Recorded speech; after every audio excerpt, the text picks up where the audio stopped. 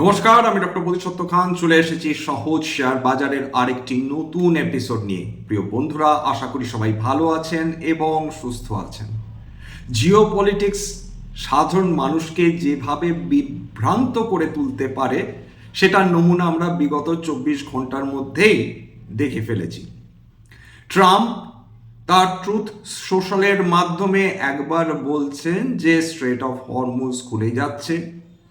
ইরানের একজন top notch official তিনি টুইট করছেন যে হ্যাঁ, স্ট্রেট অফ হরমুজ খুলে গেল। ঠিক 24 ঘন্টার মধ্যে ইসলামিক রেভলিউশনারি গার্ডস তারা জানিয়ে দিল কোনোভাবেই স্ট্রেট অফ হরমুজ খুলছে না, সেটা বন্ধ ছিল, সেটা বন্ধই আছে। একদিকে ডোনাল্ড ট্রাম্প একটা টুইট দিলেন, তেলের দাম নেমে গেল 10 থেকে 13%, ক্রুড অয়েল এবং ব্রেন্ট ক্রুড।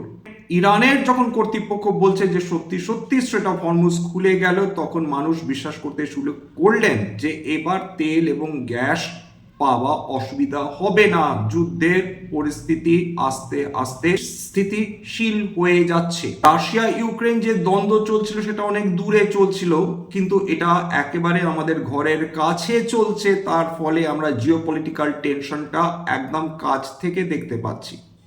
আরেকটি চাঞ্চল্যকর ঘটনা ঘটল কালকের রাতে, যেটা সমস্ত মিডিয়া হাউসেস প্রজেক্ট করলো ব্রেকিং নিউজ। দুটি ভারতীয় তেলবাহী জাহাজ এবং কার্গো জাহাজের ওপর ইরানিয়ান গার্ডস তারা ওয়ার্নিং শটস ফায়ার করলো।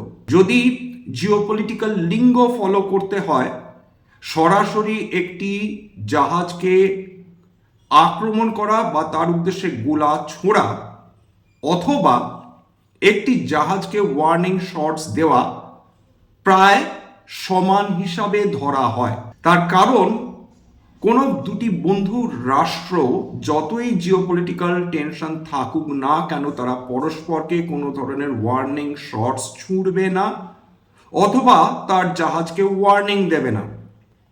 এবং দুটি জাহাজ যার উদ্দেশ্যে ওয়ার্নিং শটস ছুঁড়েছিল ইসলামিক রেভলিউশনারি গার্ডস, তাদের মধ্যে এই দুটি জাহাজের একটি হচ্ছে সানমার হেরাল্ড, যেটি একটি অয়েল ট্যাঙ্কার, এবং 2 নম্বর হচ্ছে জ্যাগ আর্নব, যেটি একটি কার্গো ভেসেল।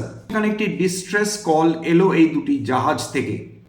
তারপর অর্থাৎ আমাদের ministry of external affairs MEA তারা ইরানের যিনি অনভয় রয়েছেন ভারতবর্ষে তাকে ডেকে পাঠালেন।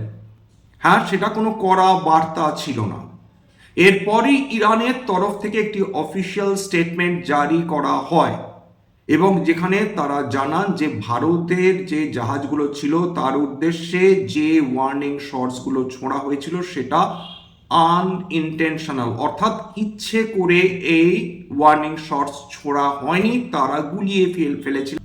সেটা ইন্টেনশনাল ছিল কি আনইনটেনশনাল ছিল এই মুহূর্তে আমাদের পক্ষে বোঝা ভীষণ ডিফিকাল্ট। তিনটে ঘটনা আমাদের কিন্তু যথেষ্ট নাড়া দিচ্ছে, উদ্বেগের মধ্যে রাখছে। এই ভারতীয় জাহাজগুলো যারা অলরেডি অনুমতি পেয়ে গিয়েছিল তেল বহন করে আনার ক্ষেত্রে, তাদের এগেনস্টে এই ধরনের ওয়ার্নিং শটস কেন ছোড়া হলো?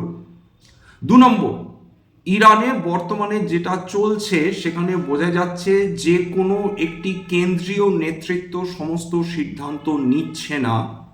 বিভিন্ন নেতৃত্ব রয়েছে, তারা এমন সমস্ত সিদ্ধান্ত নিচ্ছে যেটা অনেক সময় পরস্পর বিরোধী হয়ে দাঁড়াচ্ছে। অর্থাৎ ইরানে এখন একটি কেন্দ্রীয় শক্তি নেই, দুটো শক্তি সম্ভবত কাজ করছে, হতে পারে মাল্টিপল শক্তি কাজ করছে, মাল্টিপল ভয়েসেস কাজ করছে।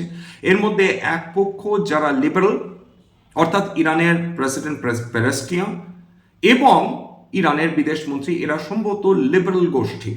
অন্যদিকে যারা এই ধরনের স্ট্রিক্ট অ্যাকশনের কথা বলছে খুব সম্ভবত তারা ইসলামিক রেভলিউশনারি গার্ডস কপেরই অংশ।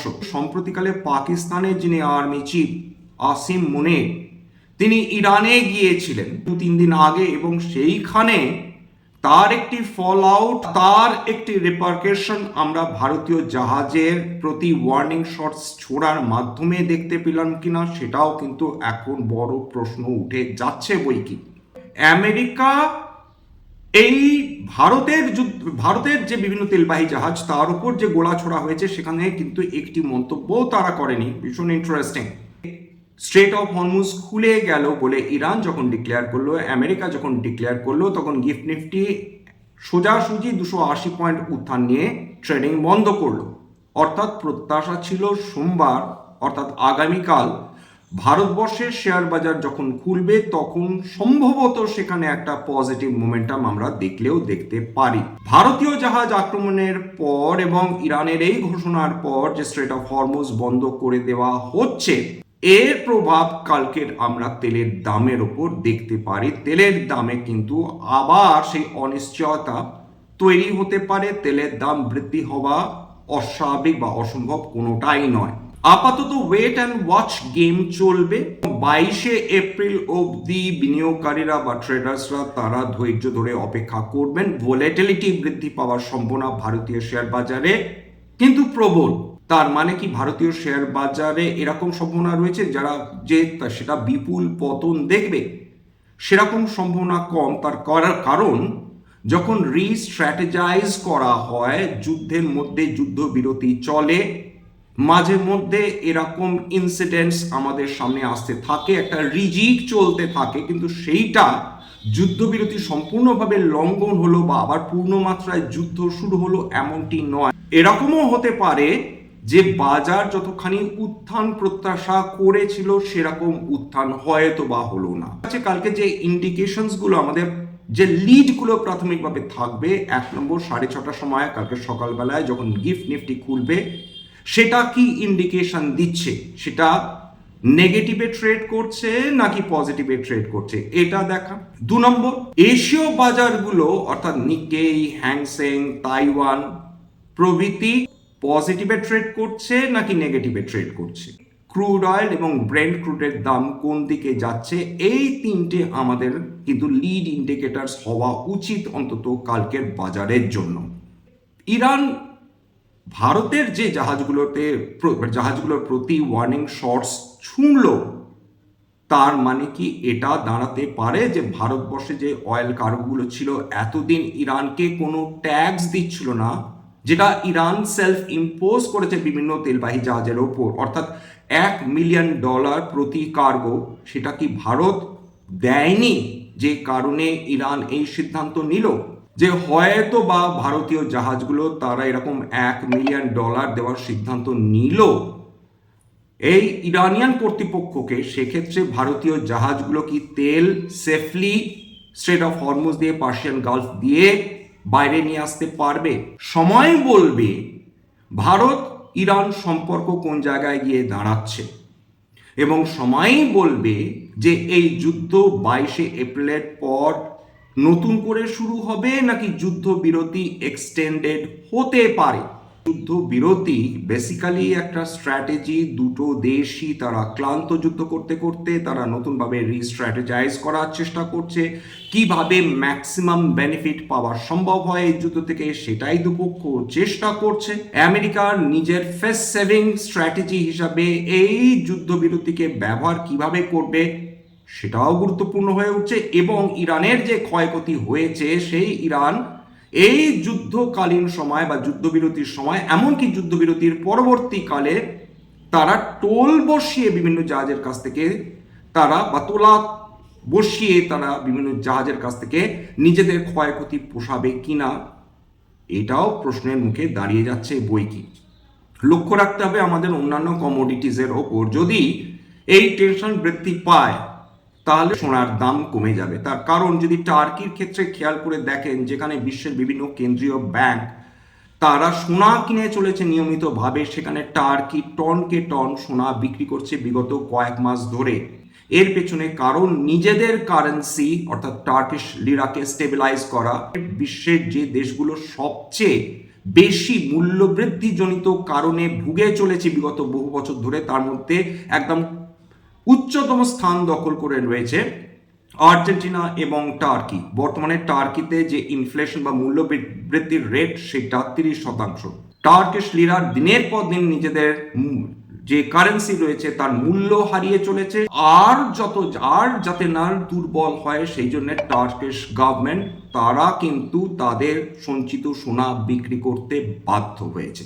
ভারতবর্ষের ক্ষেত্রে এরকম একটা সম্ভাবনা তৈরি হবে না, কিন্তু যা পরিস্থিতি তৈরি হচ্ছে, ভারত সরকারের পক্ষে বেশি দিন তেলের দাম জোর করে আটকে রাখা সম্ভব হবে না। অর্থাৎ তেলের দাম বৃদ্ধি বেশি দিন আটকে রাখা সম্ভব হবে না। প্রত্যেকটা একটা লিমিট থাকে। গোটা বিশ্ব জুড়ে যদি এই ক্রুড অয়েলের দাম $100 উপর ট্রেড করতে থাকে, সেক্ষেত্রে গভর্নমেন্টের হাত পাও কিন্তু বাঁধা। গভর্নমেন্ট একটা না একটা সময় বাধ্য হবে তেল এবং গ্যাসের দাম বৃদ্ধি করতে। কারণ মনে রাখবেন যে ভারতবর্ষে প্রয়োজনীয় 80 থেকে 85% তেল এবং গ্যাস বিদেশ থেকেই আমাদের আমদানি করতে হয়। যত সরকার নিজের ঘাড়ে এই প্রেশার নিতে যাবে, তত আমাদের যে ফরেন যে কারেন্সি রয়েছে সেটা ডিপ্লিটেড হবে, এবং সেটা দেশের পক্ষে ভালো না। কারণ একটা দেশের যত শক্তিশালী হবে তার ফরেন কারেন্সির যে ভান্ডার, তত বেশি তার পারচেসিং পাওয়ার তৈরি হবে গোটা বিশ্ব জুড়ে। ভারতবর্ষ কখনোই চাইবে না যে নিজের ফরেক্স ডিপ্লিট করে নিজের পারচেসিং পাওয়ার কমিয়ে দিতে। এরপর যে সমস্যাটা তৈরি হতে পারে, এইভাবে যদি $100 কাছাকাছি বা $90-95 কাছাকাছি ক্রুড বা ব্রেন্ট অয়েল নিয়মিতভাবে ট্রেড করতে থাকে, একটা জিনিস নিশ্চিন্ত থাকুন, আমরা মূল্যবৃদ্ধির হাত থেকে কোনোভাবেই বাঁচতে পারবো না। দু ধরনের ইনফ্লেশন তৈরি হবে। এক, সাপ্লাই সাইড ইনফ্লেশন, অর্থাৎ আমাদের ডিমান্ড রয়েছে কিন্তু বিভিন্ন কোম্পানি তার সাপ্লাই দিতে পারছে না, এবং জিনিসপত্রের দাম তখন বৃদ্ধি হতে থাকবে যদি কাঁচা মালের দাম বৃদ্ধি পায় সাপ্লাই সাইড ইনফ্লেশন জনিত কারণে। সেক্ষেত্রে ডিমান্ড সাইড ইনফ্লেশন হয়তো বাড়বে না, কিন্তু সাপ্লাই সাইড ইনফ্লেশনের ফলে পণ্যগুলোর দাম ডেফিনেটলি বৃদ্ধি পাবে। সাধারণ মানুষ কি তাদের ক্ষমতা অনুযায়ী বিভিন্ন পণ্য ক্রয় করতে পারবেন? পারচেজিং ম্যানেজার্স ইন্ডেক্স দেখলেই আমরা বুঝতে পারবো যে বিভিন্ন কলকারখানা তারা এই যুদ্ধের আগে যেভাবে পণ্য তৈরি করে তারা বিক্রি করতে পারছিল, এই যুদ্ধের পর 1 মাস হয়ে যাবার যুদ্ধের পরও তারা একইভাবে তারা জিনিসপত্র তৈরি করে তারা বিক্রি করতে পারছে কিনা। ভারতবর্ষ ভীষণ প্রাইস সেন্সিটিভ একটা দেশ। বিভিন্ন মানুষ তারা যদি দেখেন পণ্যের দাম বেড়ে যাচ্ছে ইনফ্লেশন জনিত কারণে, যুদ্ধের কারণে বা তেল গ্যাসের দামের বৃদ্ধির কারণে, সেক্ষেত্রে তারা যদি বিশ্বাস করেন যে তাদের এই সময় সঞ্চয়ের প্রয়োজন রয়েছে, তারা কোনোভাবে লাক্সারি আইটেমস কিনবেন না। দৈনন্দিন জীবনে যে ব্যবহার করা পণ্যগুলো তারা কেনাকাটা কমিয়ে দেবেন। স্ট্যাগফ্লেশনারি কন্ডিশন তৈরি হতে পারে। কেবলমাত্র ভারতবর্ষে নয়, গোটা বিশ্ব জুড়ে অলরেডি তার ইন্ডিকেশন আমরা বিভিন্ন এশীয় মার্কেট এবং বিভিন্ন ইউরোপীয় বাজারে আমরা দেখা শুরু করেছি। আমেরিকাও এর কিন্তু ধাক্কা সামলাতে পারছে না। আমেরিকাতেও কিন্তু গ্যাসোলিনের দাম বিগত 1 মাস ধরে দারুণ বৃদ্ধি পেয়েছে। ইউরোপের বিভিন্ন দেশে গ্যাসোলিন অন্তত 15% দাম কিন্তু বৃদ্ধি পেয়েছে। বিভিন্ন দেশ, Europe, Asia, Latin America, America, সব দেশে যদি স্ট্যাগফ্লেশনারি কন্ডিশন তৈরি হয়, আমাদের এক্সপোর্টস নিশ্চিন্ত থাকুন দারুণভাবে মার খাবে। ইম্পোর্টস অনেক বেশি এক্সপেন্সিভ হয়ে যাবে।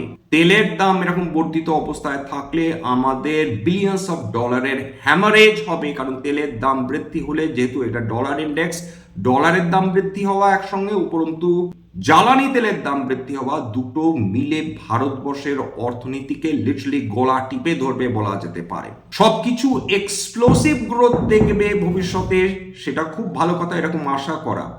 কিন্তু এটাও মাথায় রাখতে হবে যে সেক্টরসগুলো এক্সপ্লোসিভ গ্রোথ দেখে, সেইটার পা পিছলে পড়ার সম্ভাবনাটাও কিন্তু একই সঙ্গে অনেকটাই বেড়ে যায় যদি অর্থনীতি নিজে বিপদের মধ্যে থাকে। স্টেবল যে সেক্টরসগুলো, অর্থাৎ দৈনন্দিন জীবনে আমাদের যে পণ্যগুলো কাজে লাগে, কেক, বিস্কিট, গুঁড়ো সাবান, আটা প্রভৃতি, সেটার ডিমান্ড কিন্তু চিরকাল স্টেবল থাকবে।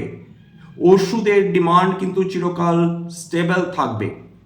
পাওয়ার কনজাম্পশনের ডিমান্ড চিরকাল স্টেবল থাকবে, টেলিকম সেটা লং টার্ম ডিমান্ড স্টেডি থাকবে। কি এগুলো এক্সপ্লোসিভ গ্রোথ ডেফিনেটলি দেবে না, কিন্তু এইটা ইউজুয়ালি পোর্টফোলিওকে বেশি পতনের থেকে রক্ষা করে। মাত্র ইকুইটি মার্কেটের পোর্টফোলিও না, অ্যাসেট ডাইভার্সিফিকেশন সমানভাবে গুরুত্বপূর্ণ হয়ে উঠছে। বিশেষ করে যারা লং টার্ম ওয়েলথ ক্রিয়েট করেছেন তারা সমস্ত ধরনের অ্যাসেটে ইনভেস্ট করে রাখেন। সোনাতে বিনিয়োগ করা, রিয়েল এস্টেটে বিনিয়োগ করা, জমিতে বিনিয়োগ করা, বন্ডে বিনিয়োগ করা, মিউচুয়াল ফান্ডস। তার কারণ একটা কথাই রয়েছে বাংলায়, জীবনের ধন কিছুই যায় না ফেলা। কোন অ্যাসেট কখন পজিটিভলি রিয়্যাক্ট করবে, কখন ব্রেকআউট দেবে আমরা কেউ জানি না। এই সমস্ত অ্যাসেট যে একসঙ্গে পারফরমেন্স করবে না সেটা কিন্তু বহু বছরের অভিজ্ঞতা অন্তত তাই বলে থাকে। এই বিভিন্ন অ্যাসেটের ডাইভার্সিফিকেশন আমাদের পোর্টফোলিওকে সবসময় একটা স্টেবিলিটি দেয়, এবং ইকুইটি কম্পোনেন্ট যখন আন্ডার পারফর্ম করে তখন ডেট মার্কেট তাকে স্টেবিলিটি দেয়। ডেট মার্কেট থেকে যখন আমরা রিটার্ন কম পাই তখন হয়তো ইকুইটি মার্কেট স্টেবিলিটি দেয়। যখন অর্থনীতি ভালো থাকে তখন আমাদের রিয়েল এস্টেট বেটার পারফরমেন্স করে থাকে। আমাদের যখন ফরেন ইনস্টিটিউশনাল ইনভেস্টার্সরা ভারতবর্ষে ফিরে আসতে থাকেন তখন বন্ড মার্কেট বেটার পারফর্ম করে। ডিসক্লেমার, এটা কেবলমাত্র একটা এডুকেশনাল চ্যানেল। বাঙালি বিনিয়োগকারীদের ইনভেস্টার অ্যাওয়ারনেস বৃদ্ধির জন্য এখানে কোনো ধরনের কোনো শেয়ার বা কোনো অ্যাসেটের বাই সেল রেকমেন্ডেশন সাজেশন বা অ্যাডভাইস দেওয়া হয় না। আমার কথা শুনে যদি কোনো ধরনের অ্যাসেটে আপনারা বাই সেল সিদ্ধান্ত নেন ক্ষতির মুখোমুখি হতে পারেন। সুতরাং সবসময় একজন সেবি রেজিস্টার্ড ইনভেস্টমেন্ট অ্যাডভাইজারের পরামর্শ নেওয়ার চেষ্টা করবেন বা নিজের রিসার্চ করবেন, সেক্ষেত্রে আপনারা উপকৃত হলেও হতে পারেন। সবশেষে যেটা বলি, যদি এই ধরনের এপিসোড আপনার ভালো লাগে প্লিজ একটা লাইক দেবেন, প্লিজ সাবস্ক্রাইব করবেন, এবং যদি সত্যি মনে হয় আমার বাঙালি ভাই বোনদের জীবনে একটুখানি ভ্যালু অ্যাড করতে পেরেছি প্লিজ নিজে গ্রুপে শেয়ার করে দেওয়ার চেষ্টা করবেন। আজকের জন্য নমস্কার।